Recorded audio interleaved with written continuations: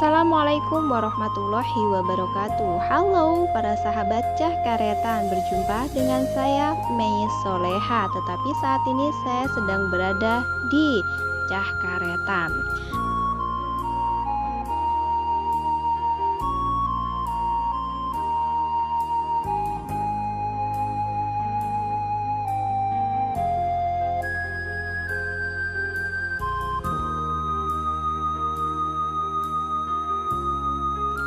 Oke, baiklah, di sini kita membahas candi yang sangat luar biasa, yaitu Candi Kali Cilik di Blitar, tempat pendarmaan pendiri Singgasari Ken Arok.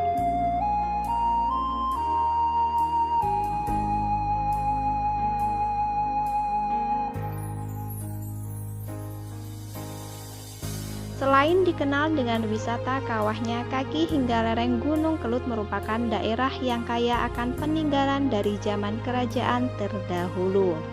Salah satunya adalah Candi Kali Cilik yang ada di Desa Candirejo, Kecamatan Ponggok, Kabupaten Blitar. Seperti namanya, ukuran Candi Kali Cilik tidak terlalu besar. Candi Kali Cilik berbentuk bujur sangkar dengan panjang dan lebarnya 6,8 kali 6,8 meter persegi. Sedangkan tinggi candi adalah 8,3 meter. Bangunan Candi Kali Cilik terdiri dari 3 bagian, yaitu kaki, tubuh, dan atap candi. Berdasarkan tangga dan pintu masuknya, Candi Kali Cilik menghadap ke arah barat. Pada sisi utara, timur, dan selatan terdapat relung pintu semua yang masing-masing dilengkapi dengan arca kala di bagian atasnya. Fungsi relung pintu semua itu biasanya adalah sebagai tempat meletakkan arca. Relung pintu semua di sisi utara biasanya dijadikan tempat untuk meletakkan arca Durga, sisi timur untuk meletakkan arca Ganesha, dan di sisi selatan untuk meletakkan arca Agastya. Di atas ambang pintu masuk terdapat angka tahun 1271 Saka, atau jika dikonversikan ke dalam Masehi menjadi 1349. Berdasarkan angka tahun tersebut, maka muncul dugaan bahwa Candi Kali Cilik dibangun pada saat Majapahit dipimpin oleh Ratu Tribhuwana Tunggadewi. Sebab Raja ketiga Majapahit itu memimpin Majapahit mulai dari tahun 1328 hingga 1350 Masehi. Namun demikian, hingga kini belum diketahui secara pasti untuk dharma siapa Candi Kali Cilik dulu dibangun.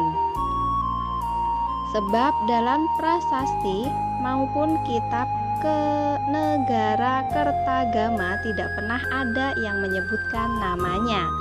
Menurut Prof. Agus Aris Munandar dalam makalah yang disampaikan pada seminar Naskah Kuno Nusantara sebagai warisan Burdi Leluhur, disebutkan bahwa dalam kitab Kartanegara-gama hanya dituliskan kalimat pada tahun 1349 Saka atau 1372 Masehi.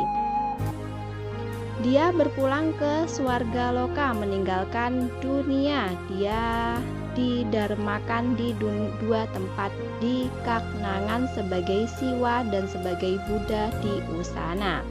Sedangkan dalam kitab Pararaton Pupuh 15 bait 25 disebutkan bahwa Sang Amurwa Bumi Ken Arok mangkat pada tahun 1169 Saka atau 1247 Masehi.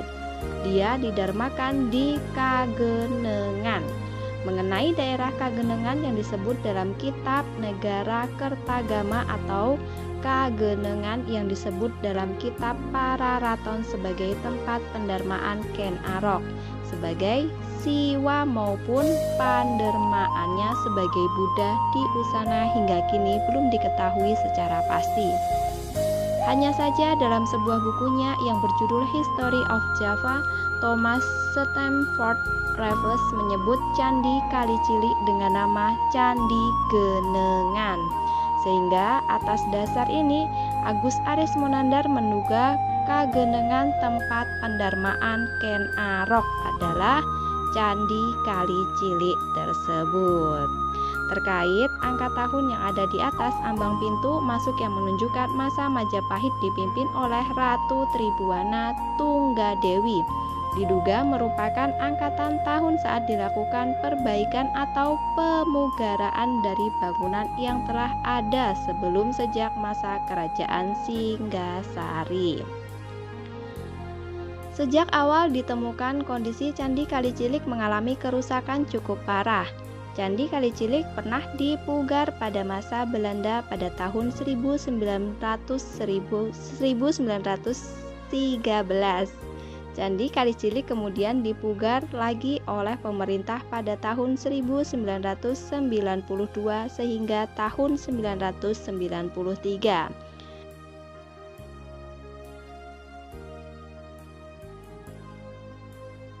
Oke, baiklah para sahabatku semuanya, cukup sekian ya informasi dari Candi Kali Cilik. Saya Mei Soleha mewakili Cah Karetan di sini. Mau pamit undur diri dulu. Bye bye. Wassalamualaikum warahmatullahi wabarakatuh.